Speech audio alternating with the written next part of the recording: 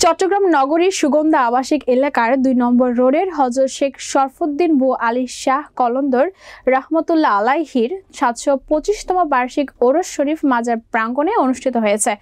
এতে হাজার হাজার ভক্ত অনুরাগীরা মাজার জিয়ারতের উদ্দেশ্যে সেখানে উপস্থিত হন।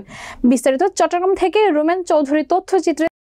শনিবার দিনভর নানান আনুষ্ঠানিকতার মধ্য দিয়ে পালিত হয় হযরত শেখ শরফুদ্দীন বু আলী শাহ কলন্দর রাহমাতুল্লাহ আলাইহির ৭২৫তম বার্ষিক ওরস শরীফ।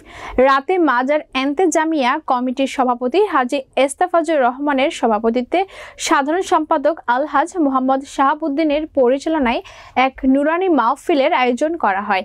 এ মাহফিলে উপস্থিত ছিলেন লালদিঘি জামে মসজিদের খতিব ও জামেয়া আহমদিয়া সুন্নিয়া আলিয়া মাদ্রাসা আরবি প্রভাষক গোলাম মোস্তফা মোহাম্মদ নুরুন্নবী আল কাদেরী, চট্টগ্রাম সিটি কর্পোরেশনের প্রধান মাওলানা হাফেজ কাজী খায়রুল আনোয়ার, ইমাম মুয়াজ্জিন কল্যাণ ট্রাস্টের সাধারণ সম্পাদক মৌলানা নজরুল ইসলাম আশরাফি মাইজ ভান্ডারী, সুগন্ধা আবাসিক জামে মসজিদের ইমাম মাওলানা ইলিয়াস রেজভী।